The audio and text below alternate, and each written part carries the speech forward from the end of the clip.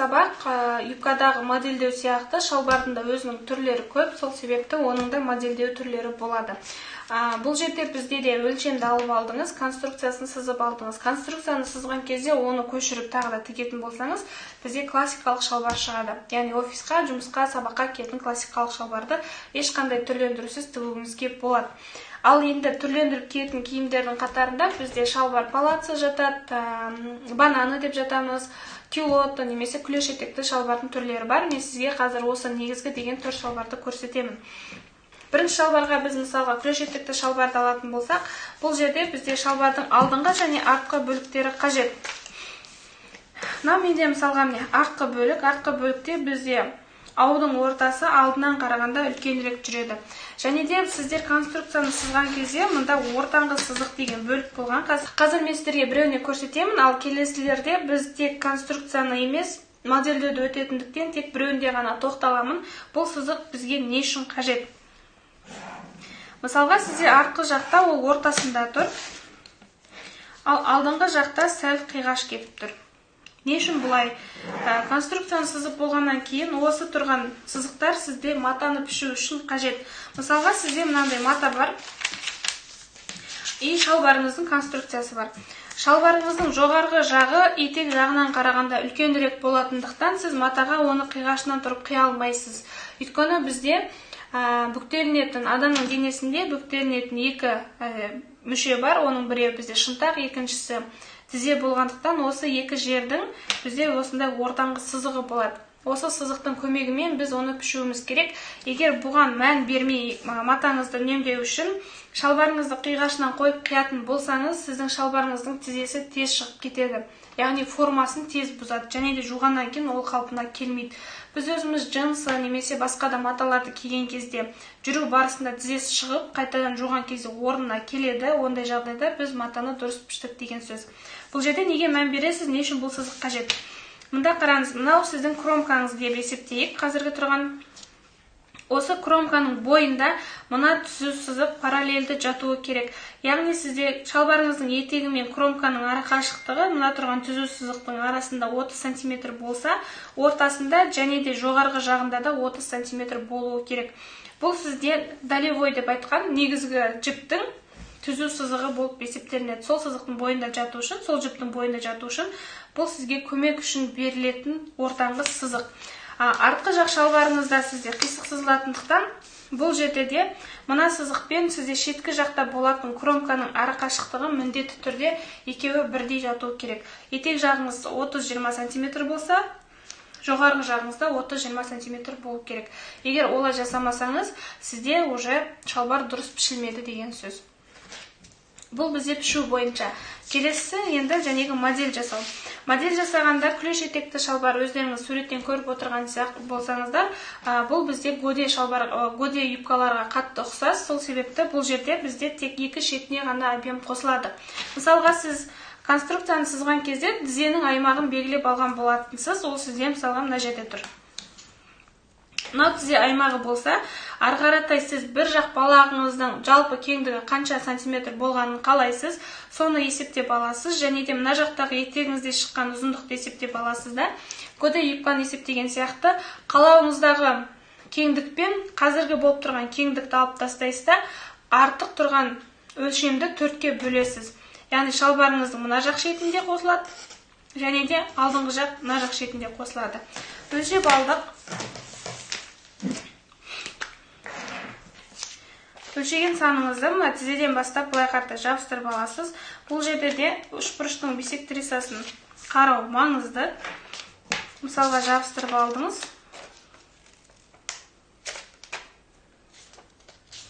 Еске сала кетейік, мысалға бізде шалбардың артқы жағы алдыңғы жақтан 1,5 см-ға үлкен болған еді. Сол себепті мына жақта да сізде 1,5 см-ға жоғары болу керек.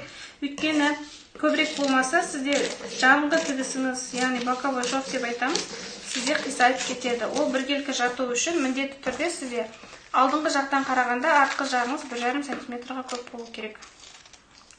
Бұл жерде де тізеге дейінгі ұзындық қанша болса, өлшеп алған өлшемнен мына жақ ұзындығыңыз мына жақпен параллельді жатуы керек.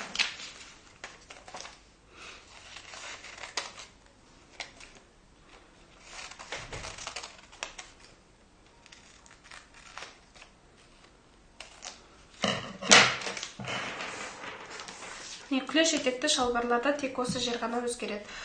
Кейбір кезде болады созылмалы трикотажды маталардан жасайтын кездер. Ондай жағдайда коэффициентті міндетті түрде есептеңіздер. Яғни қаншалықты созылғанын қалайсыздар, және де мата созылған кезде сіздерде тізеңіздің формасы орында тұрғанына өте қатты мән беріңіздер. Өйткені ондай киімдер трикотажды маталар өте тез созылып кетеді. Одан кейінгі айтқан шалбарлардың бірі жәнегі палаца. Палаца шалбарда артқы жақ бөлікте ештеңке өзгермейді. Көбінде қосатын болып жатсаңыздар, егер етегі күлеш болып жататын болса, тек мына жақ шеттеріне ғана өзіңізге қажетті объемды қосасыз. Мысалға, ол үшін тағы да калькаңызды қимай тұрып сызып алсаңыз болады бастырғаннан кейін, немесе қиып алып қосымша осылай объем жалғасаңыз болады. Мысалға, палаца шалбарларда сізде мында жамбас тұр. Бөксе деп айтамыз. Осы бөкседен түзу сызық сызып алсаңыз болады. Және де сізде мында ауыңыздың нүктесі бар. Осы нүктеден сәл ғана қиғаш кетіп, өте кең болып кетпеу үшін түзу сызық сызасыз. Жәнегі айтқанымдай, шалбарыңыздың алдыңғы жағы артқы жақтан қарағанда кішірек болуы керек. Сол себепті тек етегіне ғана сіз артқы жағында қоспа қосасыз.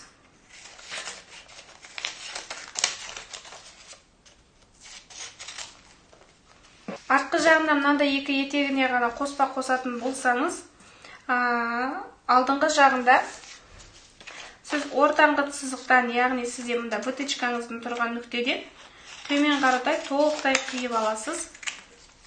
Және де бұндай шалбарларда көбінде алдыңғы жақтарында екі немесе бір, кейбір кезде болады 3 қатпар болып жатады. Сол қатпарларды табу үшін өзіңізге қажетті объемды есептеп аласыздар. Яғни мысалға сіздер мына жақтарда 10 см қоссаңыздар, мында 8 см қосасыздар деген сияқты. Өздеріңізге қажетті қатпарды өлшеп алғаннан кейін бұны да жабыстырып аласыз. Және юбканы драпировка деген сияқты бұл жерде де қажетті объемды киіп қосып аласыздар. Кез келген модельдеу кезінде міндетті түрде орталарын жабыстырып, калькада біріктіріп алуға тырысыңыздар. Өйткені мата үстінде ол жылжып кетсе, формасы дұрыс шықпай қалады. Мысалға, біз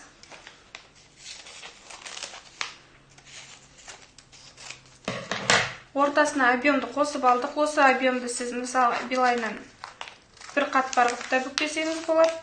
Немесе екеуін екі жаққа жіберу арқылы кететін бір қатпар қылып бүктесеңіз болады. Бүктеуді енді өзіңіз таңдайсыз. Қаншалықты қайда бүктегіңіз келеді, соған байланысты жүреді. Немесе осы бір қатпардың өзін былайынан шығарып, қағазда ол менде дұрыс бүктелмеуі мүмкін, матада сіздерде жақсы форма береді.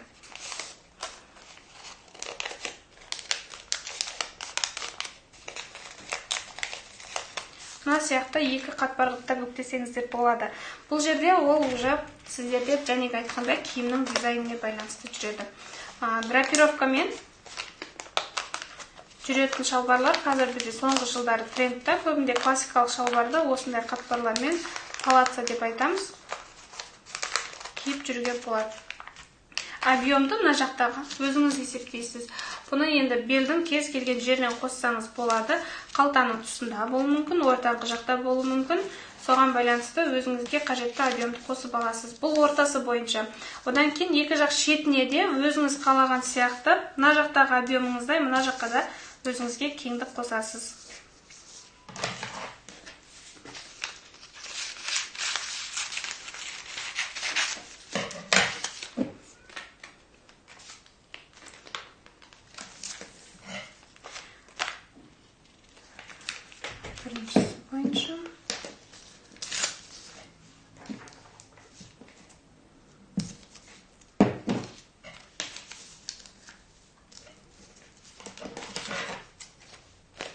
жамбасыңыздан төмен ғана қосылады бізде өлшемдер. Егер шалбарыңыз резинкамен болатын болса, беліңіздің өлшемін алып тастайсыз, тік төртбұрыш қылып, жоғары жаққа қарай жамбастан жоғары түзу сызық қысасыз. Яғни сіздің беліңіздің өлшемі мен жамбасыңыздың өлшемі бірдей болу керек. Бұл резинка кезінде ғана. Кез келген шалбарға резинка орнатқан кезде міндетті түрде жамбасыңыздың ұзындығын түзу сызып, өзіңізге қажетті резинканың объемын тағы да қосасыз.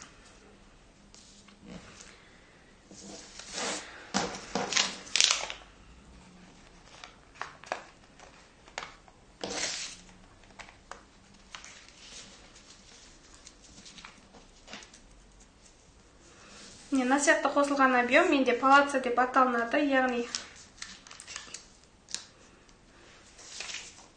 менде мына сияқты екі жақ шетіне қосылған объеммен және алдыңғы жағында ортасында қосылған объеммен тұрған киім палаца деп аталынады шалбарларды. Егер де киген мысалға шалбарды резинкамен тігетін болып жатсаңыз, яғни замоктың орнына сізде резинка орнатылатын болса, онда тек жамбастан төмен ғана емес, жамбастан жоғары, яғни бөкседен жоғарыда өзіңізге қажетті объемды қосасыз. Өйткені сіздің жамбасыңыз бөксеңіз резинкадан өтуі тиіс, сол себепті жамбастың өлшемі қанша, беліңіздің өлшемі де тура сондай болады. Келесі шалбар бізде драпировкамен немесе банана деп айтамыз. Қазіргі кезде төмен жақта оның да суретін көрсетіп қойдым. Бұл жерде бізде артқы шалбар өзгеріссіз қалады. Бұл жаққа ешнеге тиіспейсіздер. Ал алдыңғы жақтағыны жәнегі палаца шалбар сияқты екіге бөліп аласыз, бірақ етек жағы сізде ауыспайды, соғалпы қалар. Жоғар жағыңызды төменге қаратай ортаңғы сызықпен бөліп аласыз. Бөлгеннен кейін етегіңізді жармай, тек алдыңғы жақты, жоғарғы жақты жару арқылы біз қатпар жасаймыз. Сол қатпардың көмегімен бізде бөксе жағымыз кеңейіп, банан немесе және айтқандай драпировкамен шалбар шығады. Мысалға міне былайынан қосып аламыз.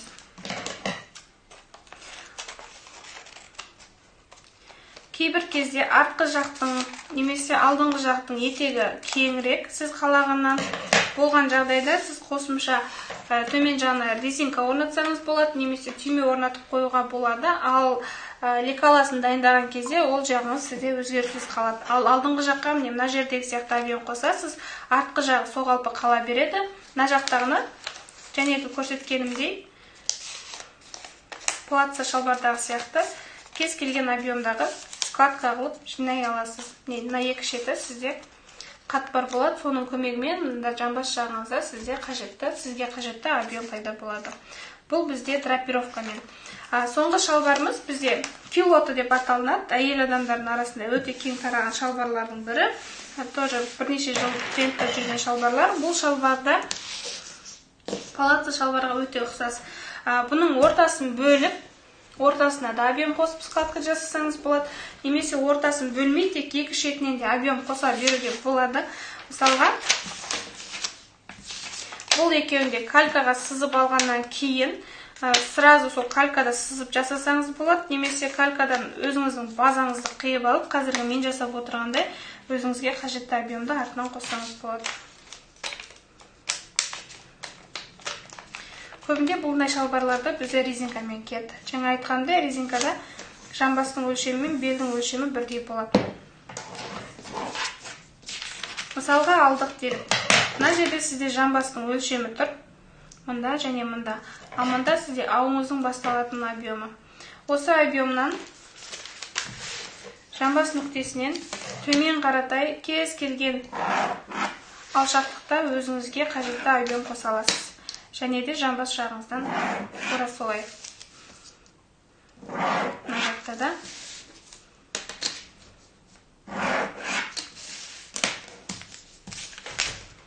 өзіңізге қажетті объем қосылады.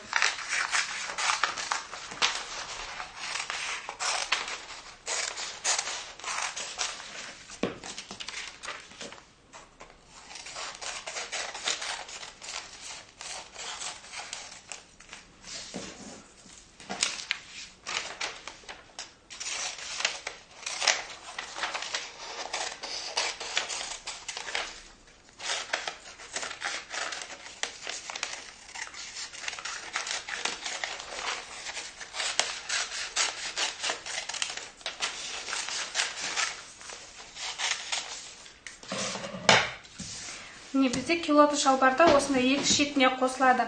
Жаңа айтқандай бұлар көбінде резинкамен жүреді, бірақ та кейбір кезде біз бөксе жаққа, яғни бөксеміздің жанына, мұқын жағымызға потайной замок дейді, жасырын замок орнатсақ болады. Кез келген шалбарға немесе алдыңғы жақта гульфик деп аталынады. Мынандай жеріңізде сіздің алдыңызда гульфиктің орнын қалтырып тіксеңіз болады. Бұндай жағдайда сізде алдыңғы жақта замок жүреді. Көбінде бұндай замоктарды біз джинс шалбарларда немесе классикалық шалбарларда қолданамыз.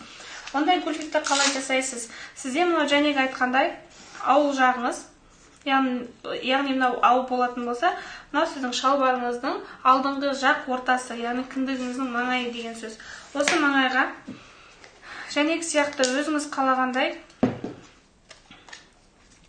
қосымша калька жабыстырып алсаңыз болады, немесе матада сызып өзіңіз бөлек қиып алып тіксеңіз болады.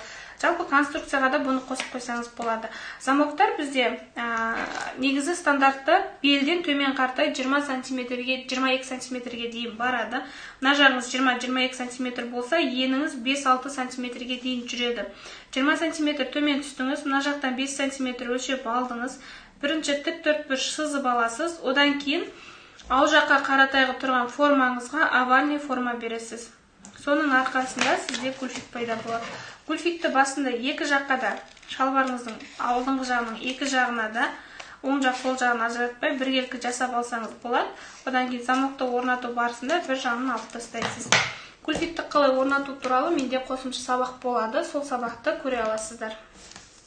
Шалбар бойынша қосымша сұрақтарыңыз болатын болса, міндетті түрде жазыңыздар. Кез келген сұрақтарыңызға жауап беруге дайынмын.